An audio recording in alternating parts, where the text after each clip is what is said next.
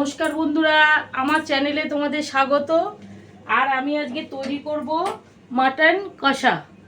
ঠিক আছে, এবার এটা করতে আমি কি কি নিয়েছি সেগুলো একটু দেখিয়ে দিচ্ছি।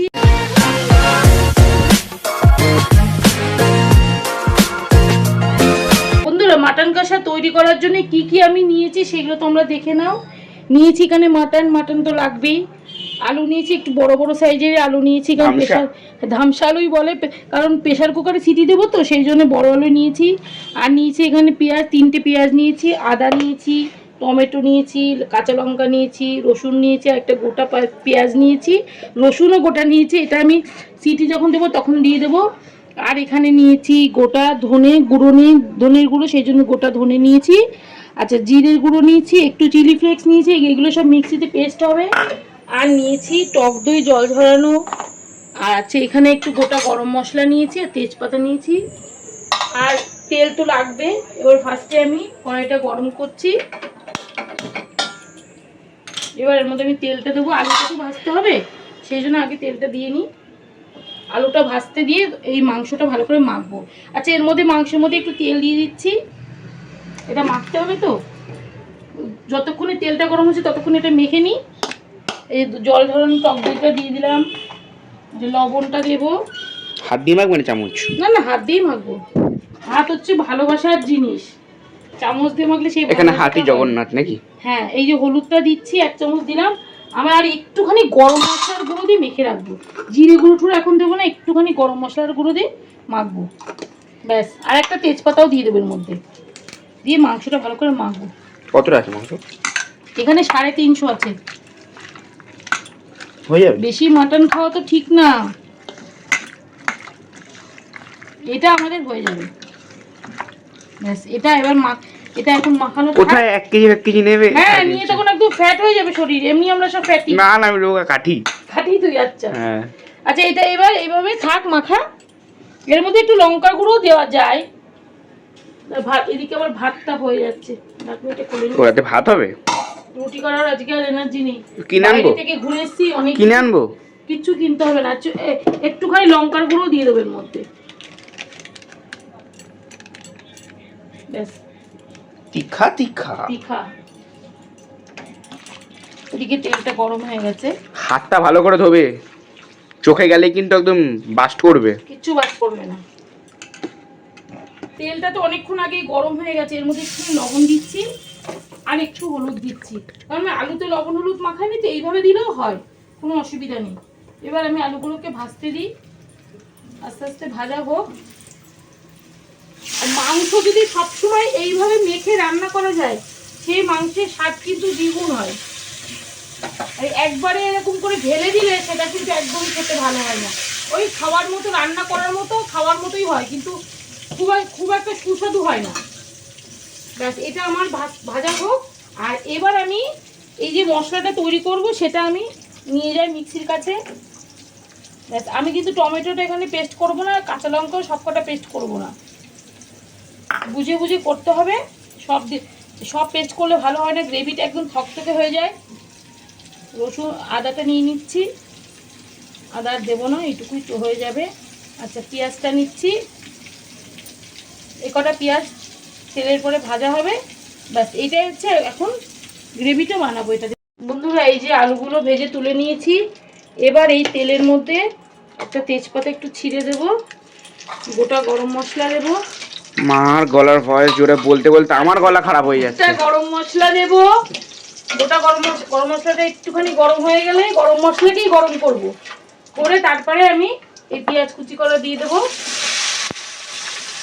পেঁয়াজ, এখানে লঙ্কা আছে, সবই দিয়ে দেবো। টমেটোটা একটুখানি পরে দেবো। আসলে এই প্লেটের মধ্যে আলুগুলো তুলেছি তো, ওই জন্য খুঁজতে একটু অসুবিধা হচ্ছে। ঠিক আছে, একটু সরিয়ে সরিয়ে নিতে হবে, ব্যাস। এইটা একটুখানি পেঁয়াজগুলো একটু ভাজা হলে তারপরে আমি টমেটোটা দেবো। আর লবণ এখন দিচ্ছি না। এই যে আমি মশলাগুলো সব করে নিয়েছি মিক্সির মধ্যে, ব্যাস। এটাকে আমি একটু ভাজবো, ভেজে তারপরে আমি এই যে টমেটো, এই রসুন, এই গোটা পেঁয়াজ সব একবারে এখন দিয়ে দেবো। আর আমি রান্নাটা কিন্তু কড়াইতে কষবো, কষে তারপরে আমি প্রেশার কুকারে সিটি দেবো। অনেকেই যেমন করে যে একবারে প্রেসার কুকারের মধ্যে কষিয়ে প্রেসার কুকারের মধ্যে সিটি দেবে, সেটা আমি করবো না। আমি কড়াইতে কষিয়ে নিই, তারপরে করি।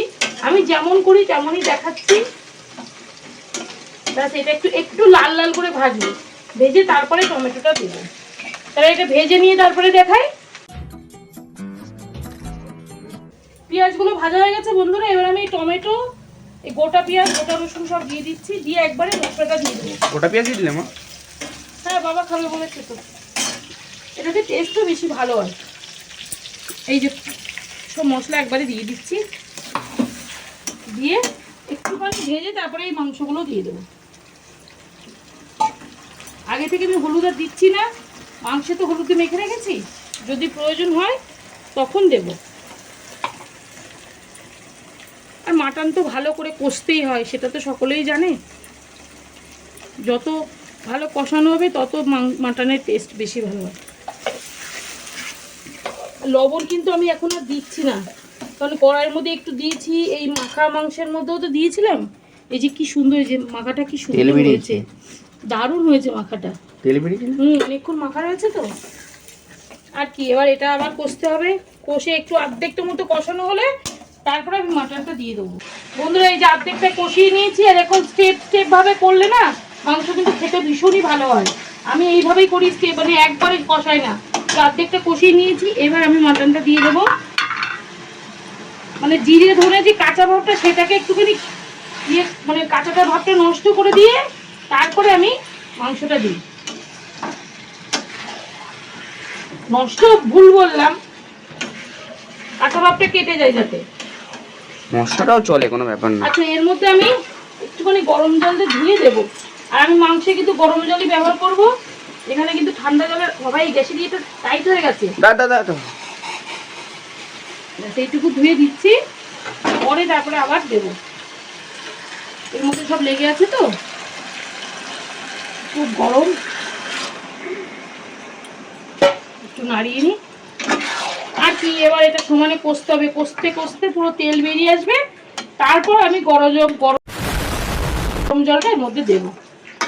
আলুটা দিয়ে দিচ্ছি এখনই। আলুটা তো সেদ্ধ করে না, শুধু ভাজা আলু ছিল, এর সাথে একসাথে কষিয়ে নেবো। ঠিক আছে, কষিয়ে তারপরে দেখাচ্ছি। আর প্রেসার কুকারে কখন দেবে এটা? আজ এইটা পুরোটা কষানো হবে, পুরো তেল বেরিয়ে আসবে, তারপর আমি প্রেসার কুকারের মধ্যে দেবো, দিয়ে গরম জলটা দেবো, দিয়ে গরম মশলা দিয়ে দেবো।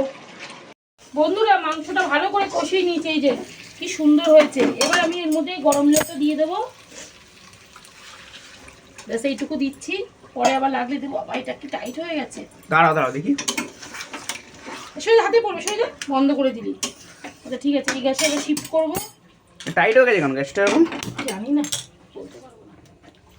আচ্ছা, গরম মশলাটা দিয়ে দিচ্ছি এখন। আমার হাতে জল দাও না, মা দাঁড়া, স্লিপ করছে, কি মানে ফোনটা এই যে ধরতে গরম পারছি না। মশলাটা দিয়ে দিলাম এতটা। দেখাতে পারছি না ঠিক মতো, হাতটা স্লিপ করছে। হাতে জল দাও না। ধরলি কেন এটা? তো ধরবো না, দেখতে হবে না কোনো প্রবলেম হচ্ছে কিনা, দেখতে হবে না, অদ্ভুত কথা। আর ঘিটা একটু পরে দিচ্ছি, আগের মধ্যে ঢেলে নিই। ফেসের ব্যাপার, রিস্কের ব্যাপার। বাবা, কত তেল ছেড়েছে গো। বললাম তো, তেল তো ছাড়বে, মাটনে তো তেল ছাড়বে, চর্বি থাকে না। চর্বিটাই বেশি এনেছো তুমি আজকে। কে বলেছে? চর্বি কোথায়? এইটুকু তো চর্বি। ও তুই যেই চর্বিটা আগে দেখলি, ওটা তো তোমার ইয়ে করবো, ওটা দিয়ে ওই চর্বিটা তুলে রেখেছি। আর অন্য কিছু ডিশ বানাবে? ওটা চানা হবে, চানা। এটা ভিডিও কবে আসবে? দুদিন পরেই। ওটা ফেসবুকে আসবে কিন্তু। ঠিক আছে। আমি কিন্তু জল খুব কম দিয়েছি, বেশি জল কিন্তু দিইনি, কারণ এই সেদ্ধ করার পরে কিন্তু জল বেরোবে। কটা সিটি পড়বে বলে দাও? কটা মতো সিটি পড়বে, এটা ধুয়ে দিচ্ছি। গরম মশলা তো দিয়ে দিয়েছি, একটু ঘি দেবো। এই রান্নাতে একটুখানি টাইম লাগবে, ঘিটা তো দিতেই হবে। এবার এটা আমি সিটিটা বন্ধ করে দেবো, ওই জলটা ঢেলে নিই।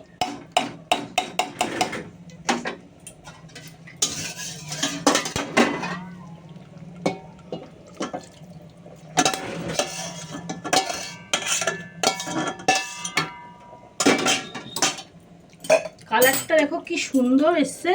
সেটা আসবে। আমি কিন্তু কাশ্মীরি লঙ্কার গুঁড়ো দিইনি, শুধু একটুখানি লাল লঙ্কার গুঁড়ো দিয়েছি, ব্যাস অল্প করে, তাও শুধু ওই বাটার জন্য মিক্সিতে যখন দিয়েছিলাম তখন একটু দিয়েছি, ব্যাস এটা আবার 6টা সিটি পড়বে। সিটিটা হয়ে গেলে তারপরে দেখাচ্ছি মাংসটা নাবিয়ে। ব্যাস 3 days later. বলেন কি বন্ধুরা, আমার মাটন কষা রেডি। আর আমি যেইভাবে বানালাম সেইভাবে বানিয়ে দেখবেন, আশা করি ভালো লাগবে। আর বানিয়ে খেয়ে আমাকে কমেন্ট করে জানাবেন যে কেমন হলো। আশা করি ভালোই লাগবে, আমি তো ভালো করে বানিয়েছি, এইভাবেই বানালেই কিন্তু ভালোই লাগবে। আর আমার এই রেসিপিটা কেমন লাগলো, যদি ভালো লাগে তাহলে একটা লাইক, শেয়ার, কমেন্ট আর সাবস্ক্রাইবের অনুরোধ রইল। টাটা।